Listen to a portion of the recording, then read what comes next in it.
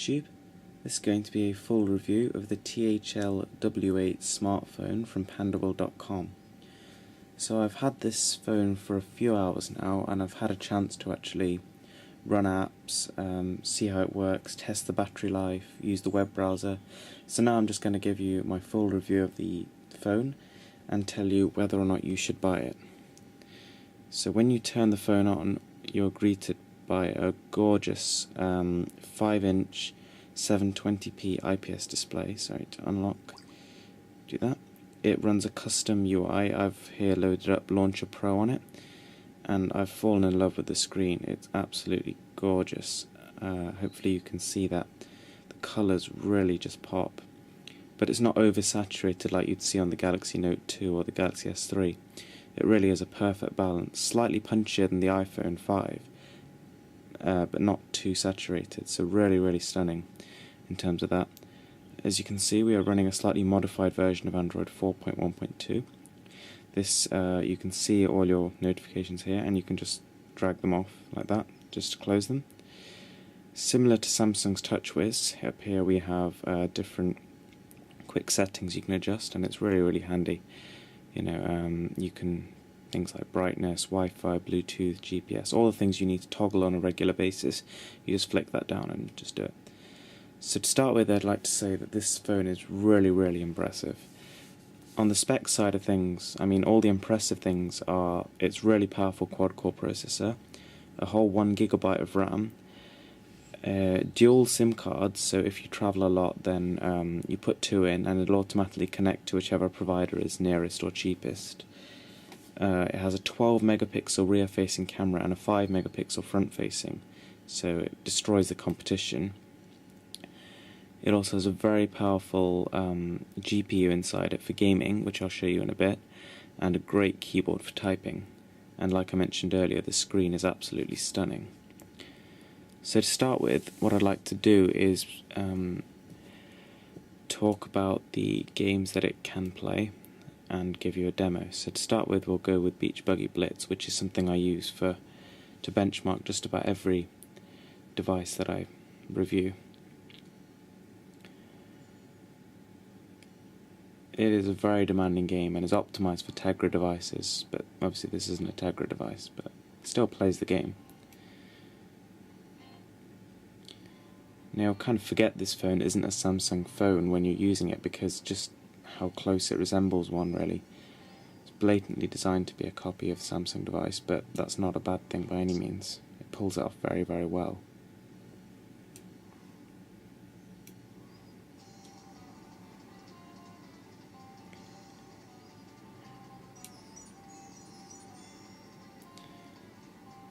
So it runs the games very smooth.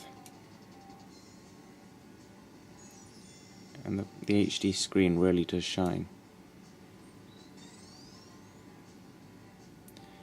It's one of the best screens I've ever really seen, and that really does say a lot, because I've seen a lot of screens.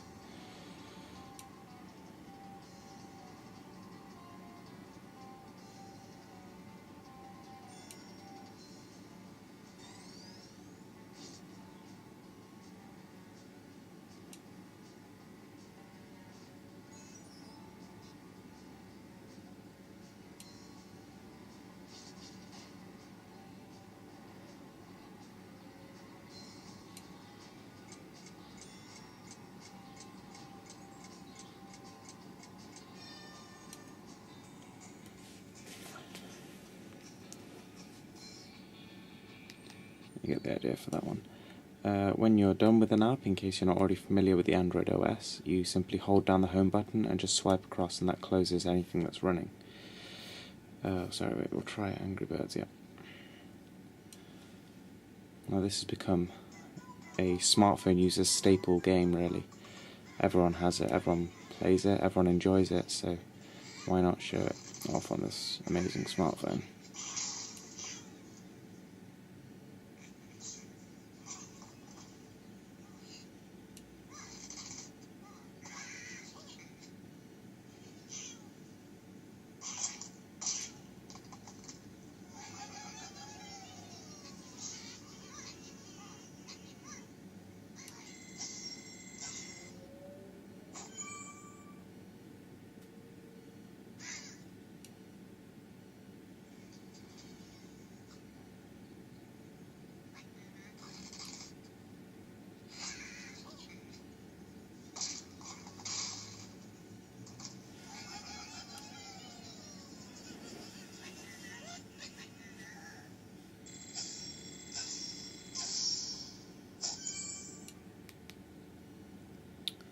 next game.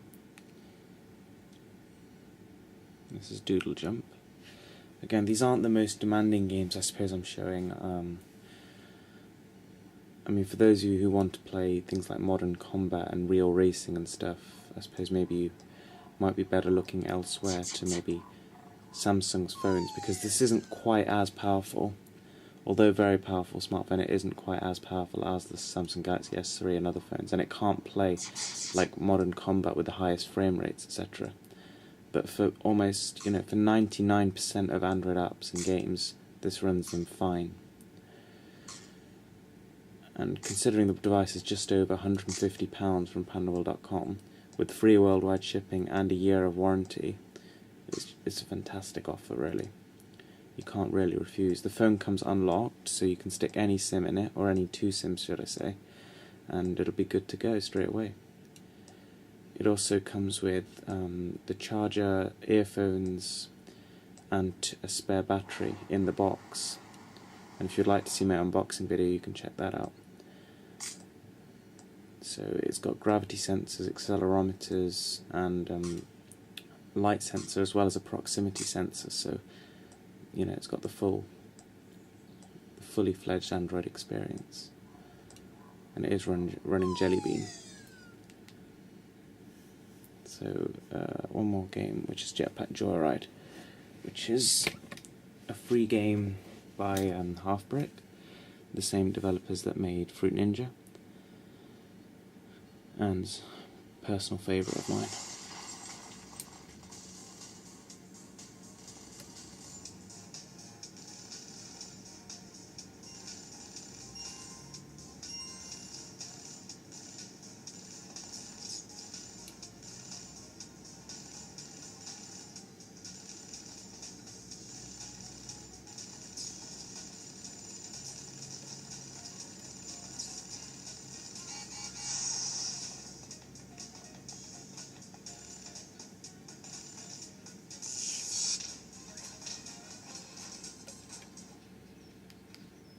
Yeah, well, it was good while it lasted.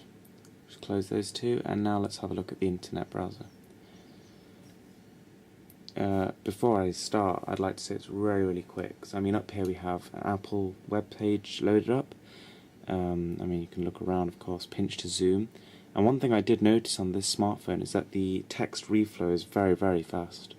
As in, with most smartphones, when you zoom in, you sort of wait for a bit, and then maybe, 3-4 seconds later, the text actually sharpens. With this one, it's something like, less than a second. You just do that, and it's done. So really, really good on that half. And when you zoom out as well, the rest of the page just appears instantly. Some phones, there's a lag. Let's just go to Google. And here's the very, very good keyboard in action. Go to Microsoft.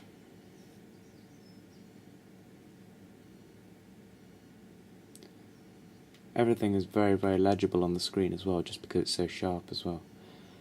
And that becomes really apparent when you're doing things like web browsing. All looks really, really good. I don't know. Okay.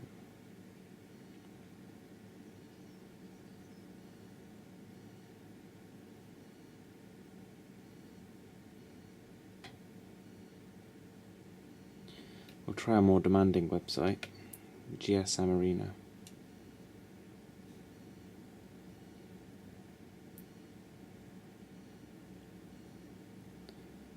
See that? Very, very, very quick web browsing performance. Now we can run, I suppose, a quadrant benchmark. Where is quadrant? There we go. I'll let that run.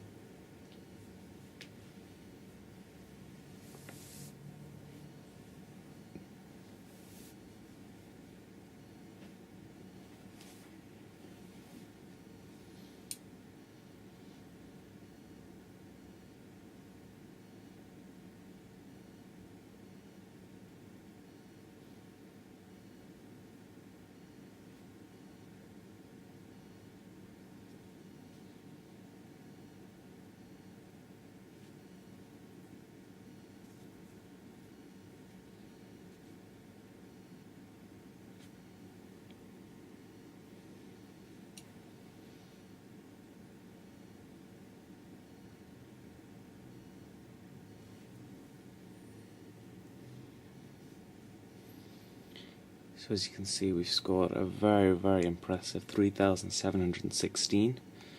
My previous HTC One X phone scored 3,600 when I benchmarked it on the latest OS. So very, very, top-notch performance for the price. Really, really good. So now let's go onto YouTube and just test out the video playing capabilities of this smartphone.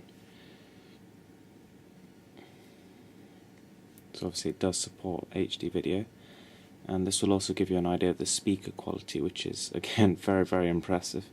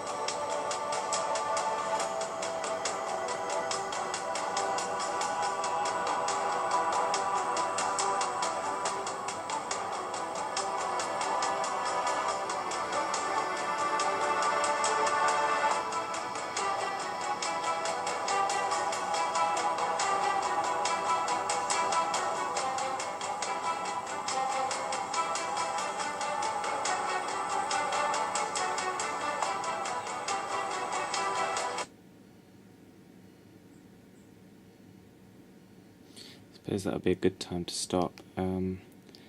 But I mean, you get the idea. Really, really impressive screen. Speakers absolutely stellar.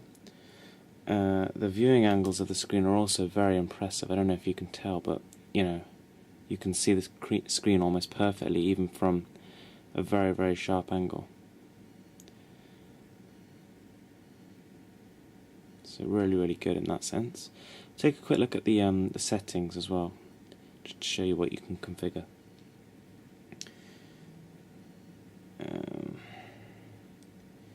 So click on display. It actually has a set of inbuilt themes which you can change. There's a default blue one. There is mocha, raspberry and mint. I'm currently on the mint one, so I suppose let's just change it to the default. And as you can see, everything's gone kind of bluey. If we change it to mocha, it's all brown. I'll keep it on that for now. And it just adds a touch of customization on top of what you'd already get, which is quite nice. You can adjust the wallpaper, auto-rotate screen, and obviously brightness and font size, all pretty standard stuff.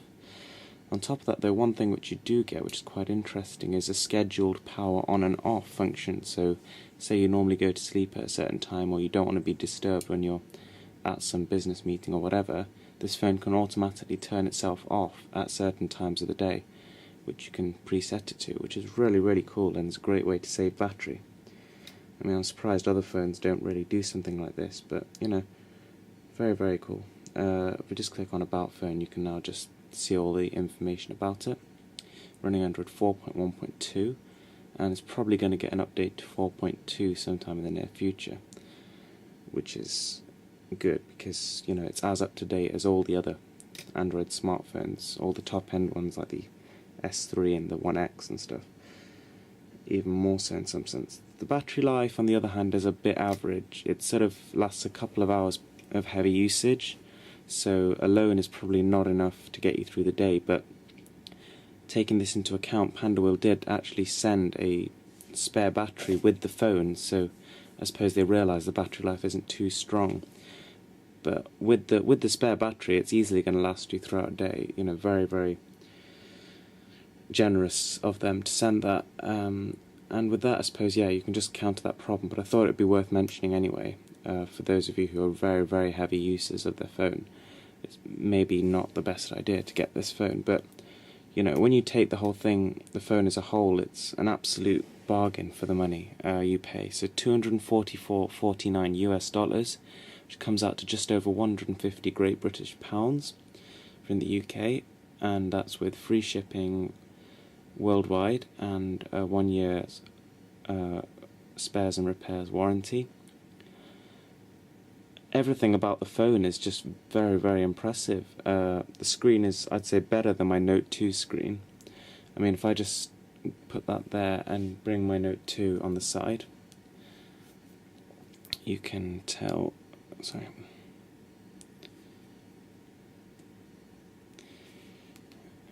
So we compare the two displays. Just turn that on.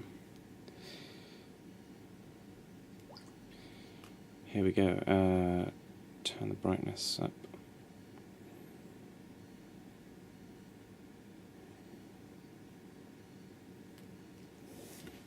So I've got both screens set on their normal screen modes, and here's what we've got. I mean, I definitely prefer this screen. It's absolutely stunning. It's really, really vibrant. Everything looks gorgeous on it. All the games, the videos, the photos, everything you do is really, really nicely presented on that screen. And it works perfectly with the Play Store, if you just see. You know, it all fits very, very nicely on there. All the images look good.